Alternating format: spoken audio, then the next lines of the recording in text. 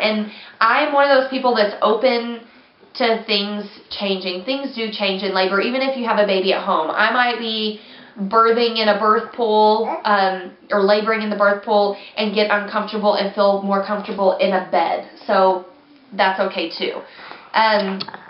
I asked her how many natural births she has attended.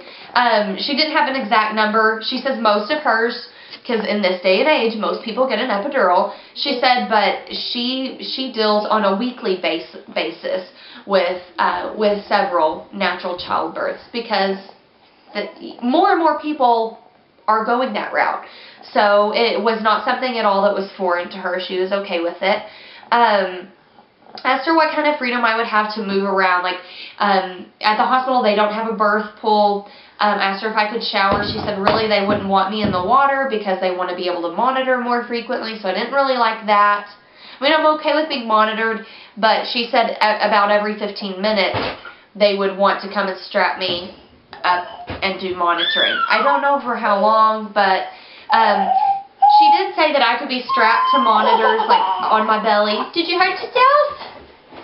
On my belly. Oh, Colton, will you please put him out? Anyway, like, she's fine with me being anywhere in the room that I want to be. Her favorite place for patients to be is on a birth ball, because that's good for mom, and it's good for, you know, being able to monitor the baby. So it's not completely ideal for what I want, but I can work with that. You know, if she is giving me some freedom. She told me I didn't have to have the internal monitor like I had with this guy, and that in itself, if I could just move around in a bed, you know, that would make a world of difference. I told her, you know, I was planning to stay home as long as possible and then go to the hospital. And she said, you know, she doesn't want me crowding in the parking lot, which, you know, I do understand that. So, I mean, I'm just going to take labor as it comes and go with what feels right at the time. I asked her under what circumstances would she insist on inducing, and she said, you know, generally she doesn't let anybody go past 42 weeks. She's like, you're not going to go past 42 weeks. This is your fourth baby, maybe 41 weeks. And honestly, by that point in time, as much as I want to go into labor naturally, I might feel great at 41 weeks, and I might be absolutely miserable and be like, get this little guy out of me. Hey, Colton, will you turn on the light? It's really dark. Will you turn on the light, baby? Sorry, I didn't realize how dark it was getting in here. So anyway, that's how she felt about that. I asked her if she would support pushing from different positions, and she said she's okay with me, you know, in the standard position. Me personally, when I had my others, I didn't want to be flat on my back. I wanted to be sitting up. You know, I felt productive that way, and she said that was fine. She said on my side is fine. She'd even be fine with all fours. I don't picture myself doing that, but hey, I might feel like it. She said she's really open to anything except for in the floor, which I don't want if I'm having a baby at the hospital, I don't want it born in the hospital floor anyway. So I was cool with that. I asked her how she felt about membrane sweeps, because, you know, when you're a big beach swell at the very end, you just want the baby out. Connor is in the toy box, like, inside of it. Look at that.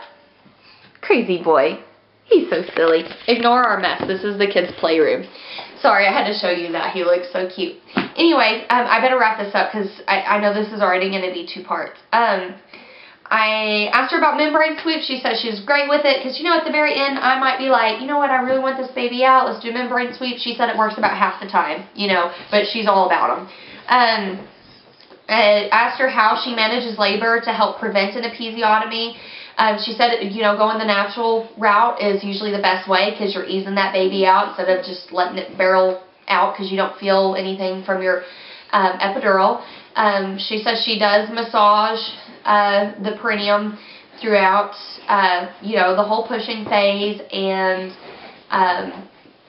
that was mainly it. she said with me, it's not like it's going to be a need for an episiotomy. She said the only time she doesn't generally practice them. It's not something she does commonly. You okay, buddy? He fell out of the toy box. She said that typically, like, if very, very petite mom that she can tear, she's just going to rip from hole to hole, because that does happen. I have friends that has happened to, and the recovery was awful. She said in that case, you know, they do. I mean, I'm not going to go into the research on that, because I know that there's a lot of stuff that's against it, and that's fine.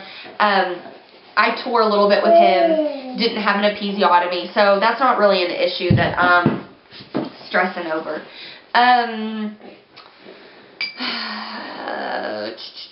As far as policies for the number of people attending, she said that she could work with me on getting 4 people in there, which makes me very happy, because my whole thing was, if it's most places I've ever had babies, it's 2 people, and you know, I want my husband there. I would like for his mom to be there, you know, as a support person, but I want somebody to be able to video and take pictures, and so that works perfect. That's doable. She said it. She kind of said it like, you know, we can do it. It's not something they normally do, but you know, she understood that this is my 4th baby, and these are things that are really, really important to me. So, so she was like, we can make that happen, definitely. I asked her about the recording thing, about doing video, and she said, you know, doctors do it to protect themselves and also to protect patients, because maybe what if mom doesn't know what's happening and her hoo-ha's being videoed and she doesn't know about it. I don't know about that. I guess that's possible. I never thought about that situation. But he's shaking his head no. Anyway, come here, you stinker. Please don't be eating crayons. Are you eating a crayon? You are. Give me these. Well, don't put them back in your mouth. Eating and drinking, I don't think that I'll really want to eat. She said that, especially since I'm going to be trying to go into labor on my own, that she recommends eating a small meal before I come in anyway. You know, so I'm held over, don't eat a buffet, but, you know, have something on your stomach. Yeah, drinking, she's okay with clear liquids. I can have something to drink if I'm thirsty. Those are pretty much all the questions. I meant to ask her if she offered, their clinic offered a childbirth class, and I didn't get to that. But it was a good visit.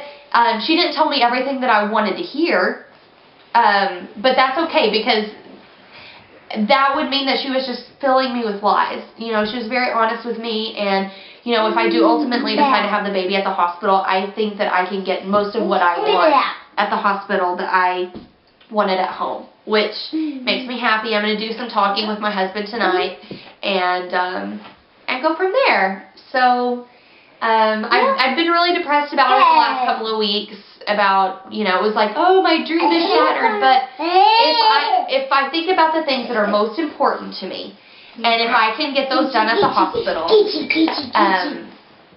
then if I can get most of that at the hospital, then I'll be okay with it.